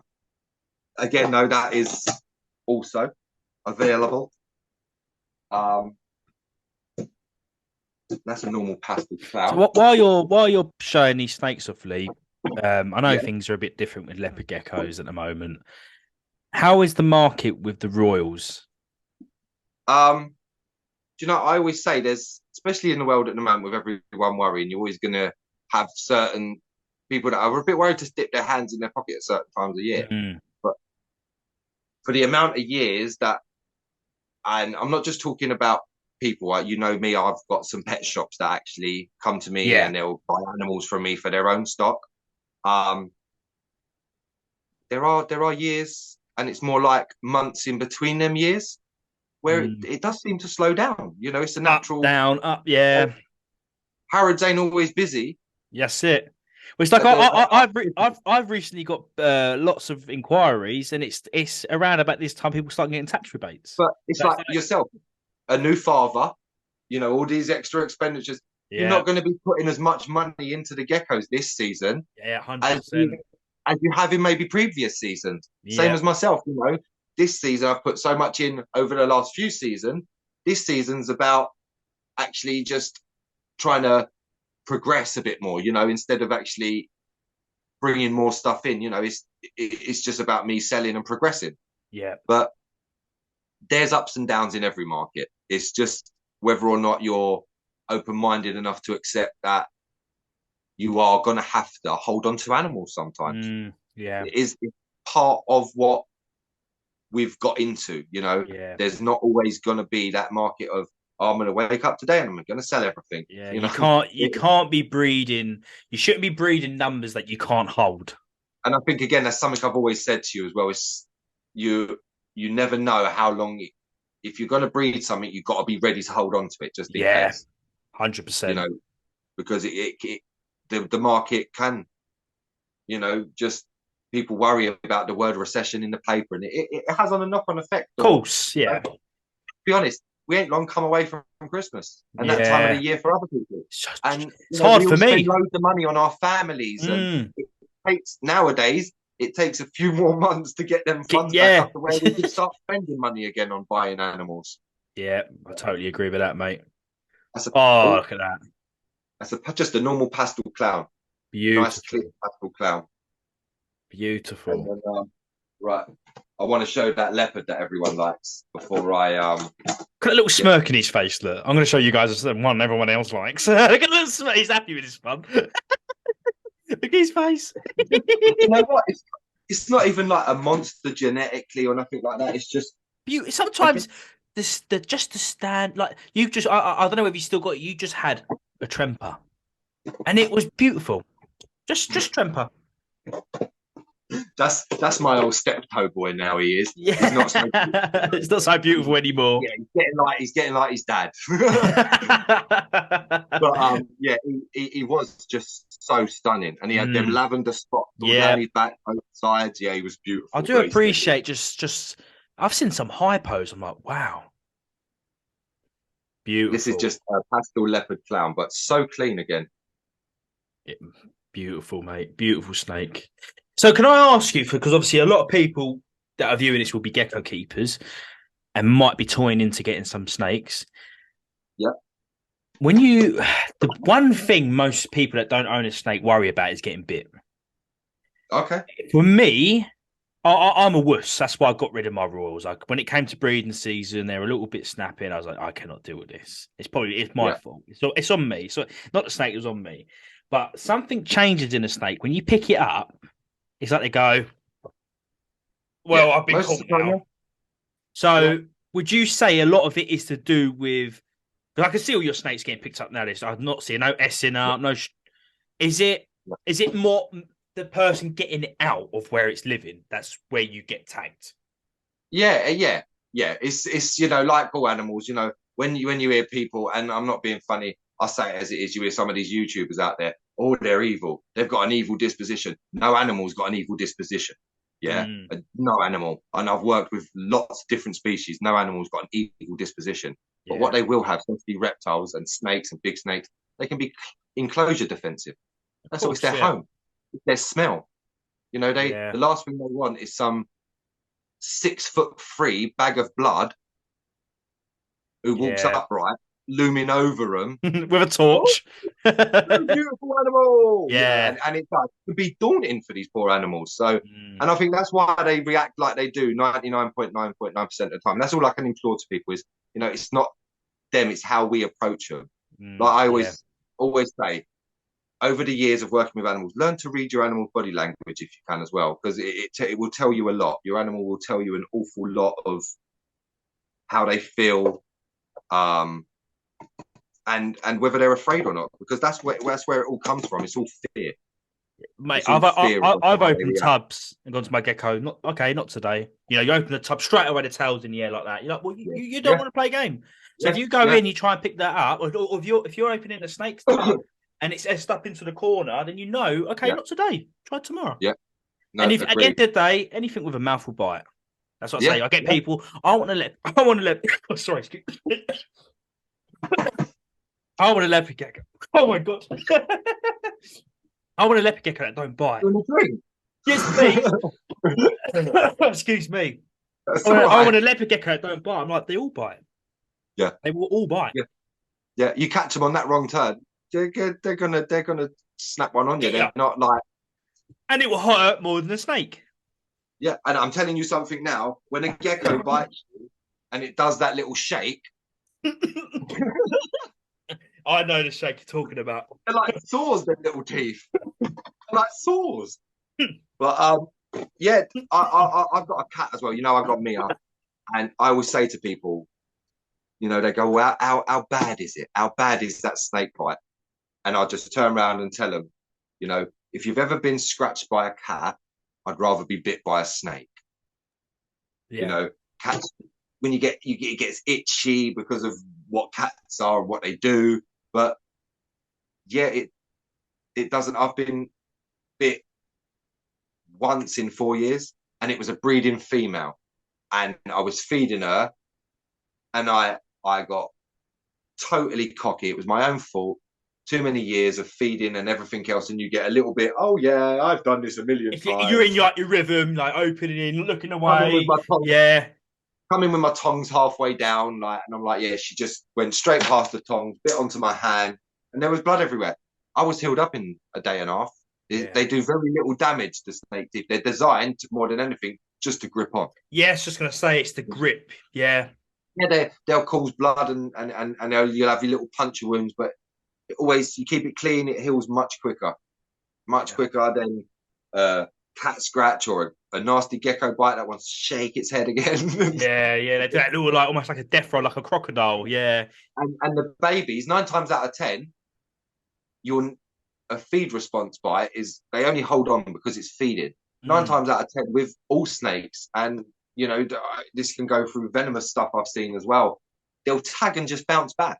They're not interested like a headbutt. They're not interested in exerting all that energy into fighting a human they know they're never going to be able to eat anyway. So I'd rather take a snake bite than a lot of other stuff. I've been bitten by, especially like working with monkeys and stuff in the past, and hand rearing monkeys. When they get a bit amorous, their bite's nasty. Even a dog. If you've been bitten by a dog, it burns. Hours after. It's like, come on. With a snake, it's like a quick. It's not even like a ow. It's just yeah. There's been some times where I've seen people get tagged when I've been at their collections and all that, and they don't even realise till after, like, he caught me that one with his tooth. It's just this one. Sorry, this is a spot nose clown, a visual spot nose clown, and just stunning. Yeah, this girl is she is also available. She's just absolutely stunning. So yeah, she's an active so one as well. Mike, she's still available. You better get it quickly, Mike. But yeah, absolutely adore this girl. She is good looking, and she is getting huge now. She was like last year's snake. She's pushing nearly 350 now, 300 grams, 350, something like that. She's proper pushing weight. And again, you know, I know other people's snakes will probably be getting a lot bigger by now, but again, that's just because of the way I feed. That's how you do things, yeah. Yeah. Like I say, each to their own, mate. That's it. But and oh yeah, I forgot this. I've got to show my Enchi now. Sorry, got to show this girl. This is a whole bag for now because I do love Enchi, and this girl is just look at that quality. She's again, you don't get much pattern with Enchi on the side, but I quite like that though. The reduced patterns on the side. Yeah, I do again, and like the Enchi het clown I showed you, it's just more exaggerated because of how it reacts with the clown. Again, it's just like a block back, and you know, I want to get this into Kiki as well because it'll help reduce that double recessive clown genetic stripe as well even more. And when you get the color in that produces as well, it's just outstanding. It really is. That's beautiful, mate. That's gorgeous. She's a good looking girl. She's a very, very, very cool snake. I love the Enchi clown stuff. Beautiful, mate. Beautiful. Nearly as much as I love the spot nose clown stuff. But let's do you know what? Let's change it up for a second. Get in there, little girl. I don't know if we'll be able to see her, but this little girl. Oh, there she is. Is part of what we're calling at Viddy's Pets our Purple Rain project. Beautiful. I haven't released any yet. And she's just like that base color yellowy orange with blotches of purple, what look like drops of rain, and hence why we've gone with the Purple Rain project.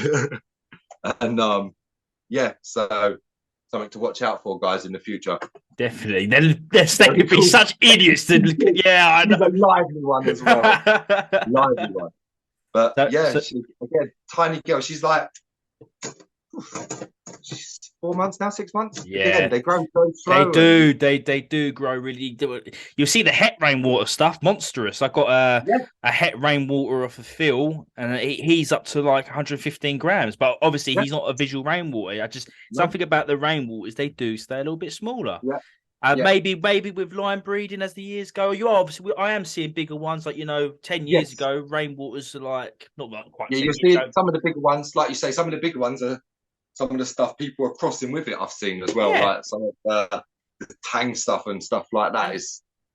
They're getting them a bit chunkier. Yeah, and the thing is, this is what I try and say to people is over the years, when we hatch geckos, we don't tend to keep the runts, or the runts die off or whatever. So we all naturally hold back the biggest, the healthiest, the brightest. So we're now seeing, non-giant geckos, they're now going to 120s with ease. Yeah. So as we naturally line breed the best stuff, the bigger stuff, geckos are getting bigger. So we will see rainwaters get big eventually. I've always been one as well. I've found that the geckos I breed, I always find that they're better off for me with that athletic sort of build. 100%. That athletic build, not when they start getting too big and they get a little bit of a saddlebag, and I start to find it starts to bother in the breeding a little bit. It does, 100%. And we are seeing a lot of over the years now, a lot of sudden deaths, a lot of no reason for the death, like 24 hours was feeding, wake up one morning, it's dead. So as even with giants, I'll be very, very interested for somebody to. Well, that's also that's happened to me as well. So where you just 1 minute an animal's absolutely fine, a gecko's fine, and part of your project, and you wake up the next morning, open the drawer or open the div, and gone. Just I'd be very interested to see someone open up a giant. Just have a look around the organs and stuff like that. Because of they are genetically bigger, I'm wondering if it's big gecko, small organs. That's what I'd just like to see. Because over the years, I have seen a lot of, mainly with supergiants, there has been a lot of sudden deaths.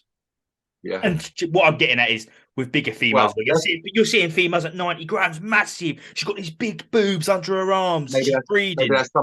Maybe that's something we could look at then. Because 100%. You and Jay have got the biggest gecko in the world.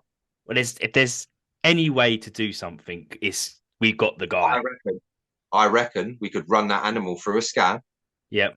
And we can see the organs and their sizes. And then what we'll do is we'll take a random het version or just a normal that one of you have got as well. Or I've got a normal, an old boy, but he's a normal still. And we can see what the comparable organ sizes are between the two.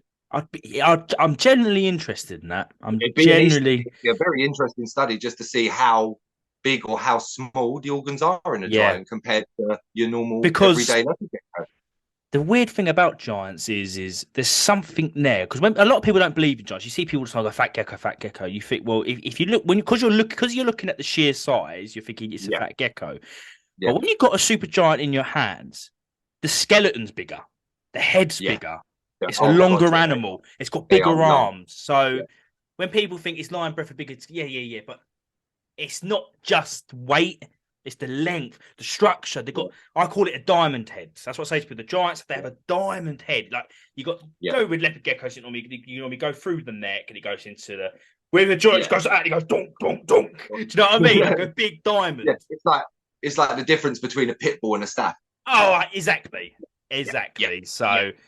But I can agree with you 100%. Some of the giants I've seen, some of your stuff that I've seen, some of the stuff that you picked up early on, their heads were just structured different. Yeah, just different. Their body, like you say, their legs, they've just got that thickness about them. They are. The rugby players of the gecko world. That's it. I took one to the Guildford show. I thought I'm just going to take it. It was just display. It was Titan. Yep. The amount of people that came up went, "Oh my god, what is that? That's a giant leopard gecko." And I actually convinced a lot of people, even Jay. When Jay raised Titan, Jay originally thought he didn't believe in supergiant. And then when he raised, because of Titan, I gifted Jay Titan, which Jay raised that. Tell me what you think about that. And Titans ended up being the UK's biggest produced, that I know of, gecko, biggest produced UK gecko. And he goes to me, there is something going on there. How quickly it's grown, the structure, everything, and people, they don't actually eat much more than your normal geckos. So there's something going on there. Yeah, it's not, it's, don't get me wrong there. It's a possibility that I suppose there's some, and I've said this to you before, the way I've seen them, I've looked at them, I've held them. There may be some sort of, because, we all know everything can be lion bred, but maybe there's some sort of genetic gigantism that is being passed on. Yeah. Because like you say, some babies just look like normal geckos, don't they? They're not like... It's a 50-50 ratio. That's what I say. If, again, a 50-50 ratio, for me, over years, if you can show that, especially to someone like myself over years, there's a good chance we could prove out that if it is a 50% ratio, that it maybe is something there that's acting like a dominant gene or whatever, and it just, or incomplete dominant, and it's only passing 50% of the baby. Like a max though. Steve put a post out, I think it was Tuesday last week. He said that it being him believing it's a co-dom. Yeah. That's what I've said before. Yeah. I was a strong believer of it being genetically, that would make sense because I believe that it's a 50% chance you've got of carrying that gene over. Yeah, like a snow. You said 50%. It's crazy. I'm so looking forward to seeing what we do. It'll be a dream of mine. Yeah. I'm looking forward to watching what you two get up to. It's going to be awesome. It's really going to be awesome. I'm super excited. But I think we better leave this podcast here. I just want to say a huge thanks, Lee, for coming on. Like I said before, it's my pleasure. It really is my pleasure. Something I would always. It's honestly, mate. It's something that I will always look back on. It's something that you never know. In 30 years' time, people might be viewing this. Do you know what I mean? Yeah. It's something that would always be there. Something always be documented. Like I say, you've always been there to help me. Always, even Jay. Like we were two. I was 19. I think Jay was 16 when we first got into this, and not 19. I was 20, and Jay was like 16. So, and we always had you, do you know what I mean, to help. You've always been that shoulder, you know what I mean? Like, like I say, I love the pair of you. You're both lovely, lovely dudes. Do you know what I mean? And my door's open to both of you oh, all mate, the time. really appreciate it. Before we shut this podcast off, Lee, is there anything you want to say to anybody? Where can people find you? Where can they find your availability? Do they have to message you on Instagram, Facebook, all that stuff? Yeah, Instagram. I've got my Instagram account, obviously Viddy's Pets. I have Facebook, Lee Vida, which is obviously linked to it. It's all animals on there. I have obviously my email address, which you can find through both accounts as well, and you can message me through both. And yeah, that's pretty much how I go through getting in touch with me through the animal side. Yeah. Brilliant. Well, if anybody, and if I love you enough, I may even give you my phone number after that. If anybody has difficulties finding Lee, please feel free to give me a message and I'll direct you straight to Lee. But again, Lee, I just want to say thank you for coming onto the podcast. I'm really excited to get the podcast flowing. What a good way to start. Someone who's been, toying with everything, like you said to me before. For so many years, I've been working on other people's animals. I'm finally getting to the point where I'm working, on a nice project for a collection for myself. So it's really nice to have someone like you on board, with the zookeeping days and going through the stuff we talked about. So I really appreciate you, Lee, and I hope people go over to Lee and like for me, leopard geckos, ball pythons, even crested geckos, even fish. Drop Lee a message. He's got such a vast knowledge, and that's what the community's all about, is talking to one another. But thank you so much, Lee. I'm happy to help, and thank you very much for having me on again. It's been an absolute pleasure. You are very welcome. See you later, everybody. Take it easy. See you later.